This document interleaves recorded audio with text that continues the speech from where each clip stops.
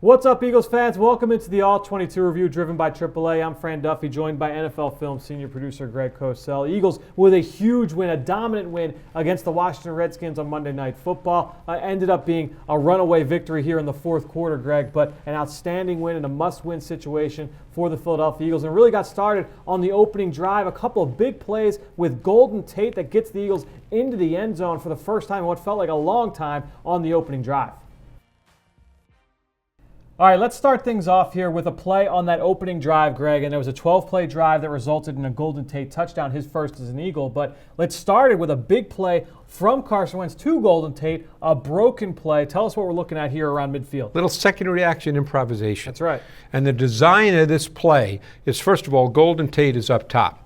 He's going to go in jet motion across the formation, and there'll be a fake in the backfield by Carson Wentz to Tate, as if it's going to be a jet sweep. Now, what they're trying to get here with all this motion in the backfield is to impact the stacked linebackers, particularly Mason Foster. Okay? And there's Mason Foster, because what you're trying to get here is Zach Ertz running kind of the crosser from an inline tight end position. That's the throw that they'd like to get. That's the play design. So let's clear it. Let's see that happen right now. You're going to see the jet action by Tate, the fake handoff. You see Ertz running, and he frees it right about here. But Mason Foster does an outstanding job. Instead of attacking the run action in the backfield, what he does is he retreats and gets underneath this throw to Ertz. So even though Ertz has beaten Swearinger across the field, Carson Wentz does not feel comfortable turning this ball loose. Rightfully so.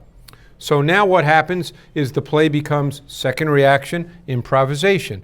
And here Carson Wentz, because of the pressure, will work out to his left. And now he's got Golden Tate here, who's basically a safety valve, but he doesn't want to throw it right there. Again, doesn't feel comfortable doing that. And that's Zach Brown, the linebacker, who's in position if the ball's thrown here, probably to make a tackle for a loss or certainly no gain. So let's unfreeze this, and you'll see what happens. Now it becomes, let's make a play. And you can see Carson sort of pointing to Golden Tate, telling him to work vertically, and he does, and makes an unbelievable, that's a very difficult throw. That's a touch throw, yep, beautiful throw to his left down the sideline, very tight window. Yeah. He's got to drop that ball into. Yeah, it was just a ridiculous play. Great it all play. Started second reaction play. Yeah, that's exactly what it was. Yeah, outstanding. So that resulted later in this touchdown from Carson Wentz to Golden Tate. So the Eagles exercise a couple of demons here on Monday Night Football. You get that opening drive touchdown, a 12-play drive that was capped by Golden Tate's first touchdown as an Eagle. This touchdown pass from Carson Wentz to Golden Tate. But he didn't start as the first progression on this play, Greg. Tell us what we're seeing here on this play. Well, what ultimately you're seeing here is, first of all, you see Carson in the shotgun right here. And out here you see Alshon Jeffrey. And you're going to see Norman, who is Josh Norman, who's in press man position right here. And he's actually now traveling with and matching up to Alshon in this game. And that's the first look. That's what they want. They love the matchup of Alshon Jeffrey against any corner because of the size and the strength and the ability to make 50-50 catches. Yep. But as we clear this screen, what you're going to see happen as we start this play is Norman does a really good job of jamming him. So right here, you see that's taken away, and Carson Wentz looked there, and then he started to go back the other way because he knew that the throw to Jeffrey was not going to be there. So now where is he looking? He's looking for the matchup of Golden Tate on the slot corner, Greg Stroman, who's a rookie from Virginia Tech. Yep. But it's not there right now. There's no throw to be made. So let's now run this again and see it develop, and you can see right here, if you freeze it, Wentz has moved to his right. That's the critical part of this. Carson's moved to his right. Golden Tate saw that. So what does he do? Instead of continuing across the back of the end zone, he stops and works with Carson Wentz. Those kinds of adjustments to quarterback movement by receivers, as you know, Fran, those things are taught. Yep. So now when we pick this up and run the play, you'll see that Tate uncovers, Carson sees him, and makes the throw and just beats Stroman for the touchdown. All right, so we've already seen Golden Tate's first touchdown as an Eagle. How about Darren Sproles' first touchdown of the season. A little draw play from the Eagles here late in the first half to get on the board. Greg, tell us what you see here. Little sprint draw, and it's been a long time for Darren Sproles. We call sprint draw because you see, normally a draw play has the back behind the quarterback, but here he's offset, so there's a little bit of a sprint element by the quarterback to make sure that he can hand the ball to the back, and they're going to work to the left side of the offensive formation, and Sproles will work over there. And what you're hoping happens, two things, that the defensive end to that side works up the field as a pass rusher and takes himself out. So Jason Peters just pretty much takes him where he wants to go. But then the key block here is really by Jason Kelce. And this is where having a really athletic center helps you out in the sprint draw game, because he has to work to get to Mason Foster. And let's unfreeze it, because this is an outstanding block as you keep your eye on Kelce. Right here, look at him now. Remember, that's an offensive center who's 285 pounds or so, and look at the athleticism, the mobility, the movement, the balance. It's the balance that's critical, because he has to do this on the move. He can't just stop and block a guy. And there's another really good block by Zach Ertz on the backside to seal the other stack backer, Zach Brown. So let's clear the screen and run it, and just Kelce, an unbelievable job. And here you see the sprint draw. Sproles makes a nice cutback and then takes Foster into the end zone. Really well designed, well executed. Yeah, Kelce got up to the second level and got two there. He got the safety as well. He's one of the best at getting up to the athleticism that Kelce has is he may be the best in the league at that. Yeah, I would say so. So Darren Sproles gets on the board. The Eagles make it 14-10. They get a field goal just before halftime, Washington. So 14-13 going into the locker room. So up 14-13 here in the third quarter. The Eagles drive down the field. They get a touchdown down in the low red zone from Carson Wentz to Jordan Matthews on a little rub play. Greg, take us through this play and why Carson Wentz got an idea of what kind of coverage Washington was in before the snap. Right, well, a lot of times motion is a very important indicator of what the defense is doing. It's not 100%, but particularly down here in the tight red zone, you get a very good idea. Right now, what do you see, Fran? You see three receivers to the wide side of the field, three wide receivers, and you see Ertz as the tight end here on the line of scrimmage to the boundary. But what do the Eagles do here? Because they want to get an indicator of the coverage, is they take Alshon Jeffrey, who's in the inside slot to trips, and they motion him across the formation. So let's clear that and then see what happens. Josh Norman immediately runs with him.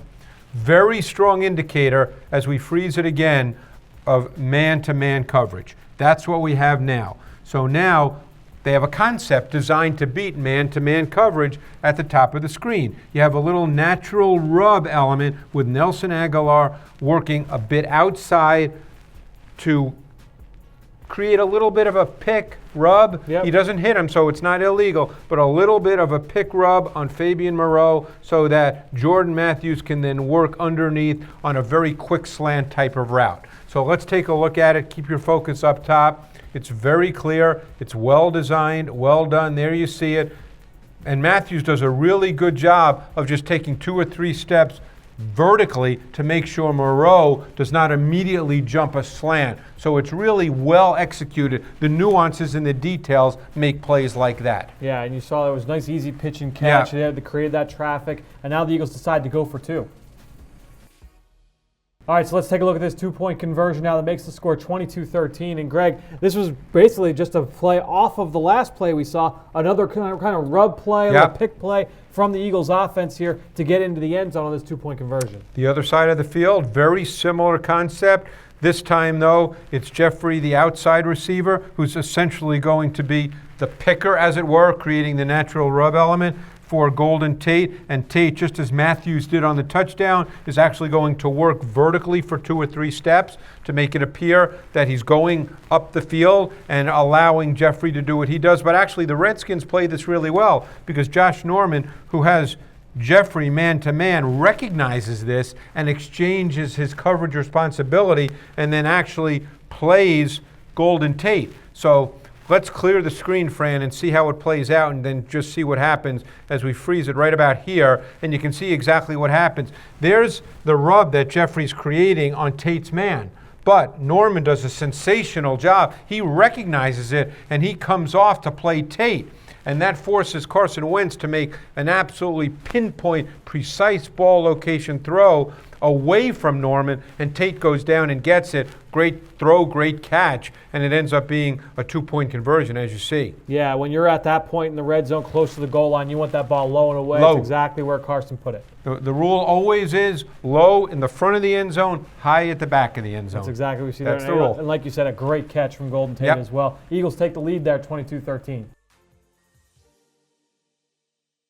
So the Eagles up 22-13, and Greg, you turn to me here in the studio and you say, all right, we need a Sanchez special here. We need a turnover. Oh, you're putting that on me, huh? Eagles defense. You're putting that on me. Hey, you come through. Came through. The Eagles needed a big play on defense. You don't want them to come down and score and make that a one-score game again. So the Eagles defense comes up with that big play, and we're going to see that here on this play from two nice plays from the Eagles linebacking core. Yeah, very nice. And what you're going to get here is a little play-action boot with Sanchez booting to his right.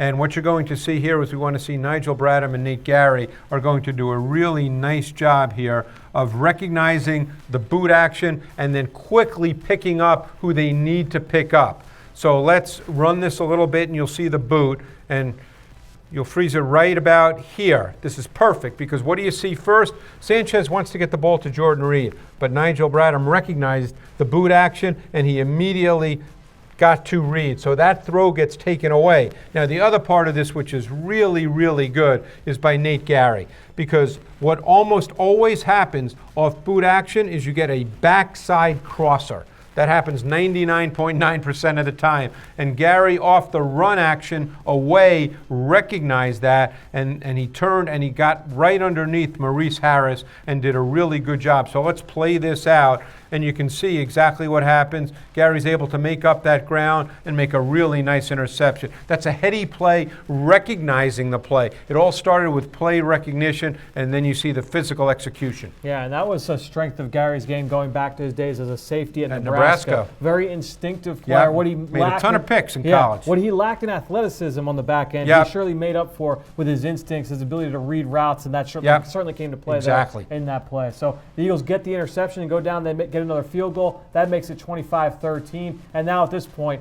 they ice the game, Greg.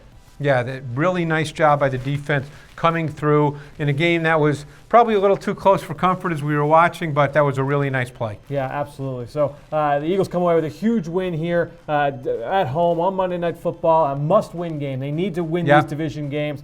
They do come up with a big win here against the Washington Redskins. Overall takeaways, we've covered a lot on both sides of the football. Any other takeaways before we cut loose here? I think they need to be a little more efficient offensively. I mean, it was nice to see them score on that opening drive, something we haven't seen much since very early in the season. But I think they left some plays on the field, left some opportunities on the field, and I think as they move forward, particularly as they play Dallas next week, they can't do that. Yeah, I think that you saw some opportunity. This was actually one of those games where the coaching staff can come away and say, hey, as well as we play, we have a lot to coach and work on, question. Which is a good thing to have as you now go into the Dallas game. And it beats what it feels like coming off a loss in a game like this as well. Yep. So Eagles have a lot to work on here over the next 6 days. Big game here Sunday night against the Dallas Cowboys. Greg and I will be getting together to go over what we thought from the film here on the Eagle Eye in the Sky podcast, so you can keep an eye out for that. Wherever podcasts can be found, check it out, Apple Podcasts, Stitcher, or on PhiladelphiaEagles.com and the Eagles mobile app. We will see you next week here on the All-22 review, driven by AAA.